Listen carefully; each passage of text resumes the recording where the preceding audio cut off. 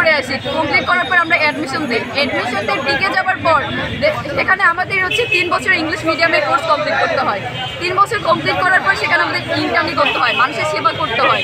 এরপর আমাদের শুনতে হয় আমরা হচ্ছে এসএসসি সমমান। আজকে মূলত আমরা যে মানববন্ধন কর্মসূচি করছি তার মূলত উদ্দেশ্যই হচ্ছে ডিপ্লোমাকে ডিগ্রি সমমান করা।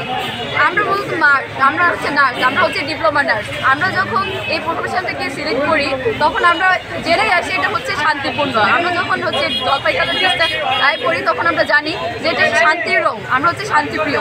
তো এখানে ভর্তি হওয়ার পর এসএসসি কমপ্লিট করে আসি, কমপ্লিট করার পর আমরা অ্যাডমিশন দিই। অ্যাডমিশনতে টিকে যাওয়ার পর সেখানে আমাদের হচ্ছে 3 বছর ইংলিশ মিডিয়ামের কোর্স কমপ্লিট করতে হয়। 3 বছর কমপ্লিট করার পর সেখানে আমাদের ইনকামই করতে হয়, মানুষের সেবা করতে হয়।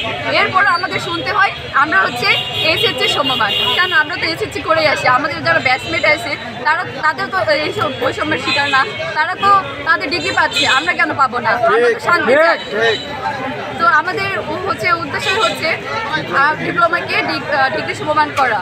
তো সরকারকে হচ্ছে অনুরোধ করব আমাদের এই যৌক্তিক দাবিগুলো যেন মেনে নেয়, আর আমরা শান্তিপূর্ণভাবে যেন ক্লাস করতে পারি, ক্লাস আমাদের ডিউটি করতে পারি, মানুষের সেবায় নিয়োজিত থাকতে পারি। ডিপ্লোমাকে ডিগ্রি সমমান করা। তো আজকে এই দাবি নিয়ে আমরা আসছি। তো এই দাবি যদি সামনে যদি না মানা হয় বা বিবেচনা না করা হয় এই যৌক্তিক দাবি, তাহলে আমরা আগামীতে এর হচ্ছে কঠোর পদক্ষেপ নেব।